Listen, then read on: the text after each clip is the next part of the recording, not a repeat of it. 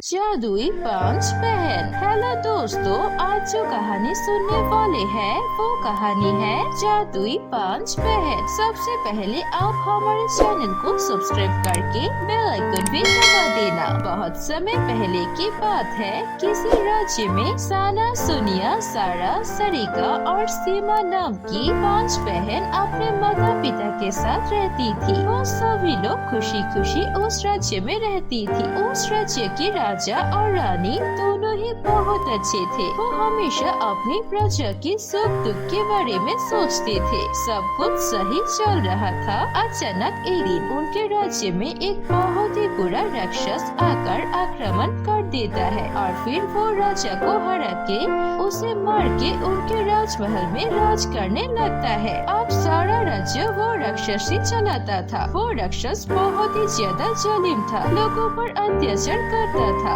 और उस राक्षस को औरत से बहुत ज्यादा नफरत था। वो पूरे राज्य की सारी महिलाओं को एक जेल में बंदी बना के रखता था। महिलाओं को वो अपने राज्य में नहीं देखना चाहता था। कुछ दिनों में राक्षस उनके पूरे गांव की महिलाओं को बंदी बना लेता है। यहाँ तक कि पांच बहनों की माँ को भी बंदी बनाकर ले जाते हैं। लेकिन उन पांच बहनों के पिता बहुत ही ज्यादा मुश्किल से उन पांच बहनों को उस राक्षस से बचा के रखते हैं और छुपा छुपा के बड़ा करने लगते हैं। वो बहनें अब घर से नहीं निकलती है और ऐसे ही दिन जाते हैं और उनके पिता उन सभी को अलग अलग जादुई शक्ति सिखाती है। उनके पिता हर वक्त चिंता में रहते हैं कि कब उनके पांच बेटी को वो बुरा राक्षस आके पकड़ ले। देखिए पापा, आप ऐसे हमेशा घबराए हुए मत रहिए। जो हमारी किस्मत में है वही होगा। आपने बहुत ही मेहनत से हमें जादू सिखाया है। हम अपने जादू से खुद ही रक्षा कर सकेंगे। नहीं बेटी, तुम लोग अभी भी उतना जादू नहीं सीख पाई हो और न ही उतनी शक्तिशाली हो कि तुम उस राक्षस को हरा सको। अगर वो राक्षस तुम्हें देख लेगा तो तुम्हें भी बंदी बना लेगा और फिर तुम जादू सीख नहीं पाओगे। अगर जादू नहीं सीख पाओगे तो पूरे राज्य को उस राक्षस की हाथों से कैसे बचा सकोगे? तुम्हें कैसे भी इस राज्य की सभी औरत को छुड़ाना पड़ेगा और तुम्हारी माँ को भी। ऐसे ही उन पांचों के पिता उनको जादू सिखा रहे थे ताकि वो अपने जादू से उस राक्षस को हरा सके और अपने माँ के साथ गांव के सभी औरतों को भी मुक्ति दिला सके।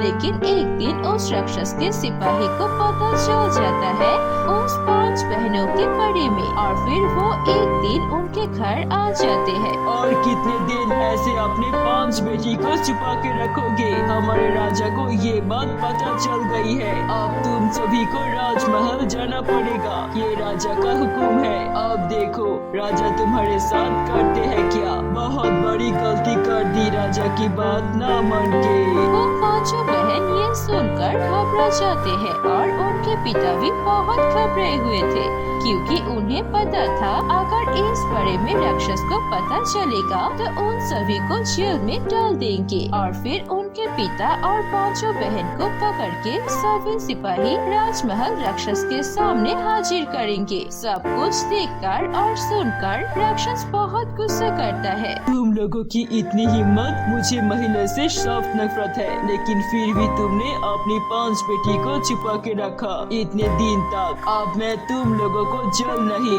बल्कि फांसी की सजा देती हूँ। अगले 7 दिन में तुम्हारी फांसी होगी। अपनी मौत की बात सुन के वो पांचों बहन और उनके पिता घबरा जाते हैं और फिर सबसे बड़ी बहन बोलती है, देखिए राजा, आपको जो चाहिए आप कीजिए, लेकिन मरने से पहले हमें कम से कम अपनी आखिरी ख्वाहिश तो पूरी करने दीजिए। ठीक है, तुम लोग बताओ तुम्हारा आखिरी ख्वाहिश क्या है? वैसे भी 7 दिन में मरने वाले हो। मेरे पास एक जादुई शक्ति है और मैं उस जादुई शक्ति से बहुत खूबसूरत तरीके से कोई भी फटी हुई ड्रेसेस को सिल सकती हूँ कि अगर वो फटी है तो भी किसी को पता नहीं चलेगा कि वो कहाँ से फटी हुई है और मैंने कहाँ से सिलाया है। क्या तुम सच में ऐसा कर सकती हो? अगर ऐसा नहीं कर सकते तो मैं 7 दिन छोड़ो तुम्हें अभी इसी वक्त मार डालूंगी। और उसके बाद राजा एक लहंगा लाता है और उसे फाड़ देता है। उसके बाद उस बड़ी बहन को बोलता है, ये लो,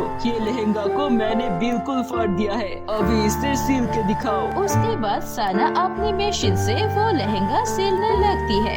सिलाई होने के बाद वो एक मंत्र फूंक देती है, जिससे वो लहंगा फिर से पहले की तरह नया बन जाता है। ये देखकर वो राक्षस और उनके सिपाही सभी लोग चौंक जाते हैं और उस बहन की जादुई शक्ति के सामने झुकना पड़ता है। दूसरी बहन बोलती है, मैं जादू से बहुत अच्छा खाना बना सकती हूँ। आप मुझे अपनी आखिरी ख्वाहिश पूरी करने दीजिए। मुझे खाना बनाने दीजिए आप सभी के लिए। ठीक है, खाना बनाओ। अगर खाना पसंद नहीं आया तो मैं तुम सभी को जान से मार डालूंगी। उसके बाद दूसरी बहन बहुत ही मेहनत से खाना बनाती है और खाना बनाने के बाद उसे जादू से कुछ बोलती है। जो बोलते हैं वो सारा खाना बहुत ज्यादा स्वादिष्ट बन जाता है। उसके बाद वो राक्षस और उसके सिपाही सभी लोग मिलकर वो खाना बहुत मजे से खाते हैं। खाना पसंद होने के बाद वो बोलता है, बहुत हो गया, मुझे तुम्हारा खाना बिल्कुल पसंद नहीं आया है और मैं तुम लोगों को मारने के लिए 7 दिन इंतजार नहीं कर सकता। पता नहीं तुम्हारे बाकी 3 बहन और क्या क्या जादू कर सकते हो। मैं तुम सभी को अभी मार डालूंगी। ये सुन के वो सभी बहन घबराते नहीं है बल्कि हंसने लगते हैं।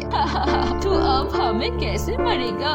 हमें जो करना था हमने कर दिया। अब हमारी बाकी तीनों बहन अपनी जादू से तुझे बंदी और हमें यहाँ से पहले के जैसा मुक्त करके दिखाएंगे। इतना कहते ही वो राक्षस और उसके सिपाही को चक्कर आ जाता है और वो गिर जाता है और उसके सभी सिपाही भी बेहोश होके गिर जाता है। असल में दूसरी बहन ने जादू से उनके खाने में सोने की चीज मिला दी थी, जिसे खाते ही वो सब बेहोश हो जाते हैं और सो जाने लगते हैं। उसके बाद पहली बहन ने जो लहंगा सिला था उसके इस्तेमाल करके रस्सी प्रकट करती है और उन्हें बंदी बना लेते हैं। बाकी तीनों बहन जादुई शक्ति से पूरे राजमहल से सभी महिलाओं को चुरा लेती है और फिर 5 बहन मिलकर राक्षस को रस्सी से बांध देता है। राक्षस को कुछ देर बाद होश आता है और वो अपने आप को बंदी हालत में देखकर बहुत गुस्सा करता है। तुम 5 बहन की इतनी हिम्मत, तुमने मुझे बंदी बनाने की कोशिश की। मैं अभी तुम बच्चों को जादू से भस्म कर दूंगी और मैं यहाँ का राजा हूँ। ये राज्य मेरा है, मुझे